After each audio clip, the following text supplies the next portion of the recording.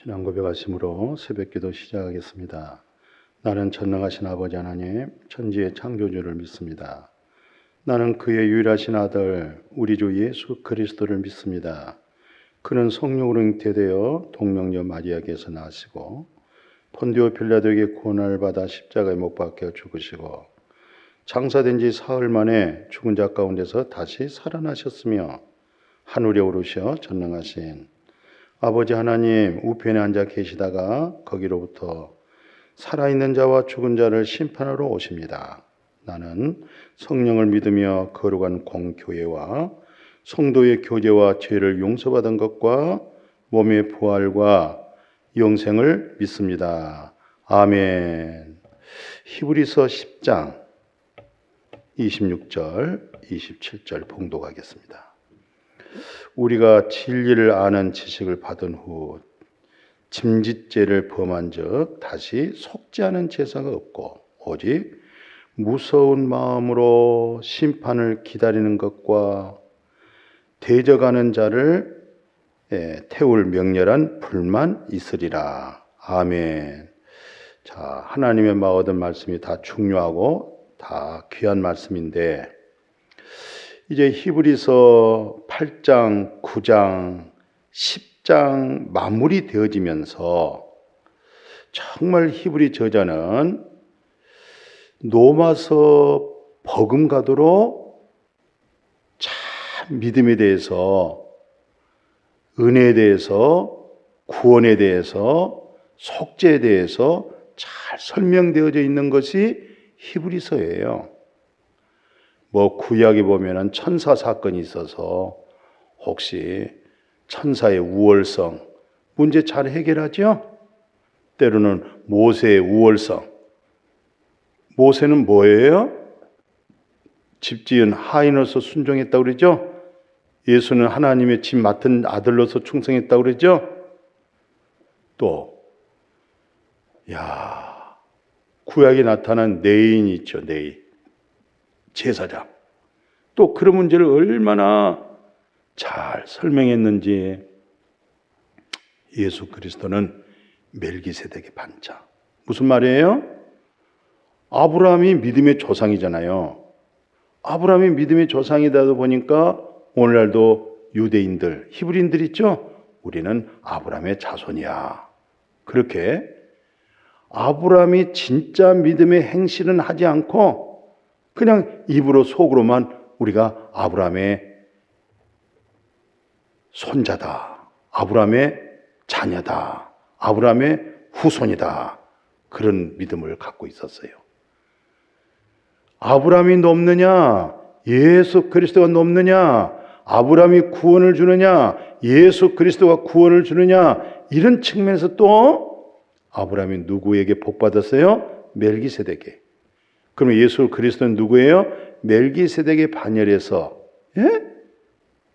오신 자가 바로 예수 그리스도잖아요. 그러니까 아브라함은 결국 누구에게 복 받았어요? 예수 그리스도에게 복을 받은 거예요. 요한복음 6장 58절 아세요? 아브라함 믿음이 어떤 믿음이에요? 예수 그리스도의 보기를 즐거워하다가 보고 기뻐했다고 그러잖아요.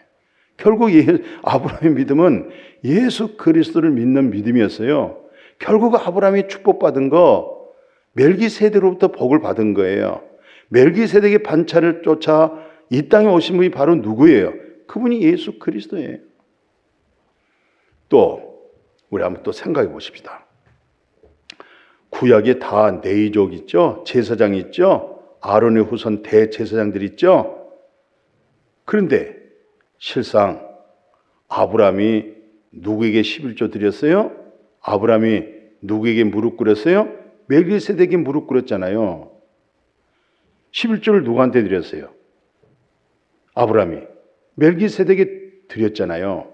그러나 아브라함 옆구리에 이삭, 야곱, 12아들 중에 네 지파 다 아브라함 옆구리에 있는 제사장, 아브라함 옆구리에 있는 대제사장 전부 다 아브라함으로 하여금 멜기세덱에게 무릎을 꿇었던 거예요. 멜기세덱에게 11조를 드렸던 거예요. 바로 그 멜기세덱이 누구라고 그랬어요? 예수 그리스도예요. 그러니까 뭐 아론의 자손 후손 뭐 대제사장 또 뭐 내기족 제사장 그건 다 율법에 따라서 정해졌던 거예요. 그러나 예수 그리스도는 율법에 따라 되어진 거 아니잖아요. 직접 율법을 모세에게 주신 분이 누구예요? 하나님이죠. 선지자를 세운 자가 누구예요? 하나님이시죠. 그분이 성육신 되신 분, 그분이 바로 예수 그리스도예요. 그 예수 그리스도를 만나셨어요. 그분이 새 언약입니다. 옛 언약이 끝나는 거예요. 새 언약. 불법 사함받고 죄가 가려워지는, 다시는 너희 죄와 불법을 기억하지 아니하겠다. 새 언약의 계약서가 시작이 된 거예요. 그게 에레미야 31장 31절에서 34절에 있는 말씀이 히브리서 8장에 있는 내용이잖아요. 그리고 8장의 9장 내용이 뭐예요? 성막이죠? 성막은 장차 오실 예수 그리스도의 예표예요. 그림자란 말입니다. 모형이에요. 장차 오실 예수 그리스도로 다 없어지는 거예요. 그게 바로 히브리서 8장 9장 새 언약의 복음적인 말씀을 했던 거예요. 그게 바로 우리가 히브리서 9장 12절 같은 경우에 염소와 송아지 피로 하지 아니하고 자기 피로 단번이라고 그러는 말이 있잖아요. 단번에. 염소와 송아지 피는 다 구약적이고 율법적이고 성막에서 죄 사함 받은 것이죠. 그러나 그 죄는 언제든지 온전케 못했기 때문에 반복하고 그 제사는 죄만 생각날 뿐이었어요. 그러나 예수님은 자기 피로 영원히 단번에, 그것도 영원한 속죄예요. 그래서 예수 그리스도의 보혈의 피로 양심의 죽은 행실을 깨끗하게 하고 전능하신 하나님을 경외하게 했다. 그게 히브리서 9장의 놀라운 복음적인 14절에 있는 말씀이죠. 그리고 나서 로마서 10장 22절 보셨잖아요. 참마음과 온전한 믿음. 양심에서 죽은 행실 깨끗하게 했죠. 예. 이제 참마음과 온전한 믿음으로 하나님 앞에 나갈 수 있는 거, 그게 다 예수 그리스도의 보혈의 피입니다. 그건 다 하나님의 이미 약속한 언약에서 다 이루어진 겁니다. 그래서 이제 히브리서를 마무리하는 10장 내용이에요. 그 10장의 구속사적인 설명을 오늘 말씀하시기를 10장 아까 10절, 26절, 27절 읽어드렸죠? 우리가 진리를 아는 지식을 받았어요. 이제 진리를 알지니 진리가 너희를 자유케 한다 그랬죠? 그리고 나서 짐짓죄가 뭐예요 이게? 다시 예수 그리스도 없이 스스로 자기 죄를 자기가 해결하려고 하는 거 있죠? 다시 율법 아래 들어가는 거 있죠? 짐짓죄를 범했기 때문에 그것은 속지 않은 죄사가 없어요. 이 짐짓죄를 범하면요 다시 새롭게 속죄가 있을 수 없는 거예요. 다시 한번 봐보세요. 말씀 밑에 보면은 외로 무서운 마음으로 두렵고 떨리는 마음, 외로 하나님의 심판에 대한 기다린 것과 대적한 자들을 태울 명렬한 그들에게 무엇밖에 없어요? 불밖에 없어요. 스스로 자기가 짐짓죄를 범하고 있잖아요. 스스로 십자가를 거역하고 있죠. 구속의 은혜를 받아들이지 않고 있죠.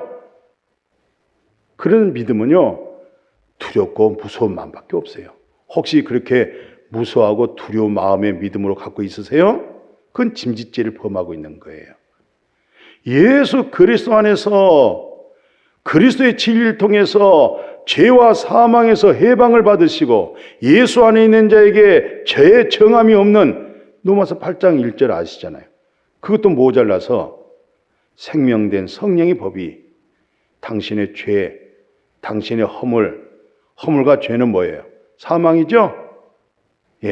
그러니까 전제 조건이 뭐예요? 그리스도 예수 안에 있는 믿음이 중요한 거예요. 그래야만이 정죄가 없어요. 그 확증이 뭐예요? 성령이죠? 2절 보십시오. 그것도 그리스도 예수 안에 있는 생명되게 하는 성령이에요. 이게 생명의 성령의 법이죠. 죄, 사망, 이 법에서 완전히 해방을 주는 거예요. 이제 이런 믿음으로 짐짓죄를 범하지 아니하도록 아주 진리 속에서 진정한 진리의 자유로 모든 사람을 섬길 수 있는 모든 사람의 종이 될 수 있도록, 종이라니까 뭐 세상적인 그런 개념된 종이 아니고 어떤 영혼을 구원시키려고 하는 섬김이잖아요. 섬김. 그 히브리서 그 6장 오늘 4절에서 8절에 있는 말씀, 아주 중요한 말씀을 요약하겠습니다. 한번 비침을 받고 하늘의 은사를 맛보고 성령의 참여함이 되고 또 하나님 선한 말씀 또 내세의 능력 맛보고 그리고 타락한 자들은 다시 새롭게 하여 회개할 수 없나니 이는 그들이 하나님의 아들을 다시 십자가에 못 박아 드러내놓고 아주 욕되게 한다는 것이죠. 그래서 7절 보세요. 땅이 그 위에 자주 이렇게 비를 내리면 땅이 비를 흡수해가지고 밭가는 자들의 쓰기에 합당한 해서 채소를 내면 그건 저 사람 참 하나님께 복받은 사람이다. 그렇지만 그렇지 못했단 말이죠. 가시와 엉겅퀴를 내요. 버림당하죠? 여기서 버림당하고 그 밑에가 아주 중요한 거예요. 저주함에 가까워 그 마지막은 불사람이 되리라. 저주함에 가깝다 이 말이죠. 오늘날도 마찬가지예요. 고린도전서 그 3장에 보면 그리스도 위에 집을 짓는데 어떤 사람은 금과 은과 보소로 집을 짓고 어떤 사람은 나무와 풀과 집으로 집을 지어요. 그러니까 금과 은과 보소로 집을 짓는 사람은 진리 속에서 그리스도 위에 그리스도의 속성으로 그분의 형상을 이뤄나가는 사람이지만 어떤 사람은 그리스도 위에 집을 짓는데 나무와 풀과 집으로. 근데 이것을 뭘로 실험한 줄 아세요? 불로 실험한 거예요. 공적이 나타나잖아요. 불로 나타나는데 그 불이 각 사람의 공적이 어떠한가 시험해요. 그러면 누구든지 그 위에 세운 공적이 그대로 있어요. 그분은 상을 받는 거예요. 왜? 금과 은과 보석은 불타질 않아요. 그러나 나무와 풀과 집은 그냥 후루룩 타버려요. 그런 사람들이 일컬어서 뭐라고 그래요? 자신은 구원을 받되 불 가운데서 받는 것 같다. 이걸 저주함에 가깝다 이 말이에요. 구원은 받긴 받았어요. 근데 어디서 구원받았어요? 불 가운데서 받은 것과 같다 이 말이에요. 가시와 엉겅퀴를 내면 그건 축복된 마음의 땅이 아니에요. 오늘 우리 마음속에서 가시와 엉겅퀴를 내지 아니하고 우리 마음에서 성령의 열매가 많이 열매 맺도록 결실하도록. 우리 하나님은 농부시예요.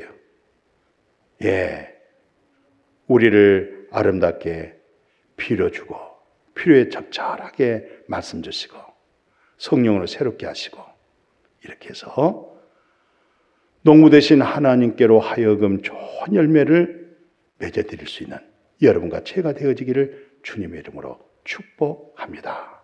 아멘. 거룩하신 아버지 감사합니다.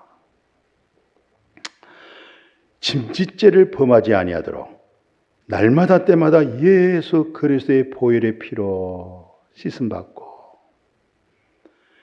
예수 그리스도가 빛 가운데 있는 것처럼 예수 그리스도가 생명 가운데 있는 것처럼 우리도 그 빛 가운데 그 생명 가운데 거하게 되어지면 서로 사귐이 있고 언제나 예수 그리스도의 보혈의 피가 우리를 흰눈보다 더 깨끗하도록 언제나 죄의 청함이 없도록 생명의 성령의 법으로 살아가도록 인도해 주신 줄로 믿습니다. 이 믿음 안에 굳게 세워져 가게 하여 주옵소서. 예수님의 이름으로 축복하고 기도드렸습니다. 아멘.